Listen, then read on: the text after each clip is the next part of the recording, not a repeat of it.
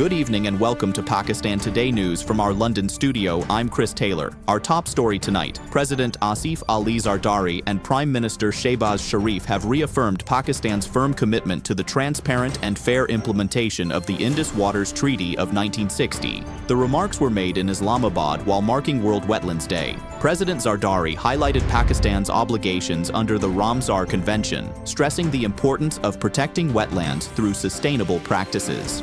He warned that any unilateral actions affecting the Indus Waters Treaty undermine trust and regional cooperation, adding that water must never be used as a tool of coercion.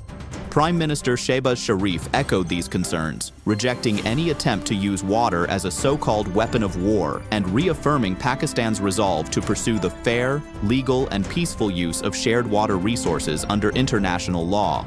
Turning now to diplomacy, Kazakhstan's President Kassym-Jomart Tokayev is set to make his first state visit to Pakistan on February 3rd and 4th, 2026. Leading a high-level delegation to Islamabad, President Tokayev is expected to hold meetings with President Asif Ali Zardari and Prime Minister Shehbaz Sharif, and to address the Pakistan-Kazakhstan Business Forum. Discussions will focus on strengthening bilateral ties, expanding cooperation in trade, logistics, and regional connectivity, as well as promoting people-to-people contacts. The visit reflects growing relations between the two countries and a shared commitment to peace, progress, and wider regional cooperation. Back home, preparations for Basant are gathering pace in Lahore as kite buying surges across the city. The Punjab government's decision to allow limited kite sales has drawn large crowds to markets in Mochi Gate, Mozang, Liberty, Bagbanpura, and Shahbag. While the festive spirit is high, many buyers are complaining about rising prices and limited supplies with only days left before the celebrations. To bring us the latest, we're joined by our correspondent Drake Rowland in Lahore.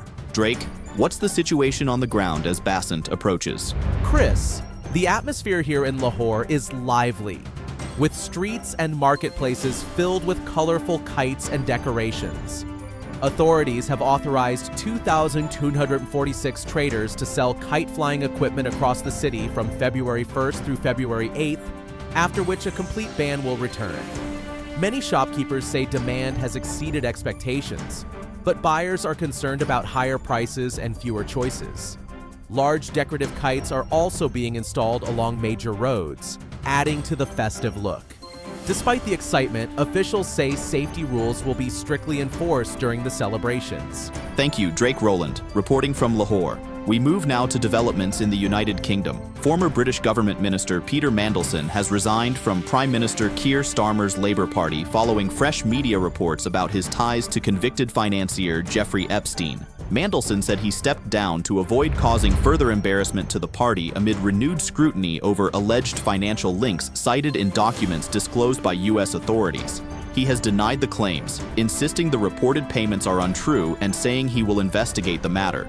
The controversy has once again raised questions around political accountability and ethics in public office. In regional security news, India has unveiled a record defense budget of $85 billion, nearly a 15% increase from last year. The additional spending is expected to strengthen India's military capabilities with new fighter jets, drones, warships, and submarines. In Pakistan, defense analysts say the move could affect the balance of power along the Pakistan-India border, underscoring the need for vigilance and the maintenance of credible strategic capabilities. Back to Islamabad, Prime Minister Shehbaz Sharif has met Khyber Pakhtunkhwa Chief Minister Sohail Afridi to discuss pending provincial funds and cooperation between the federal and KP governments. Talks focused on peace, development, health, and education, with an emphasis on strengthening law and order and combating terrorism. Chief Minister Afridi raised concerns over outstanding federal dues, including NFC shares and funds for merged districts. Both sides agreed to continue discussions to address financial and security challenges. And finally, a look at the markets. Pakistan's benchmark KSE 100 index saw early losses on Monday before staging a strong recovery, rising around 960 points to approximately 185,135 by the close. The initial decline followed last week's volatility after the state bank decided to keep interest rates unchanged. Stocks with heavy trading activity included First National Equities, Haskell Petroleum, and K Electric. Analysts say breaking key resistance levels could push the market higher, though support levels remain crucial to watch. That's all for now. You're watching Pakistan Today News. I'm Chris Taylor.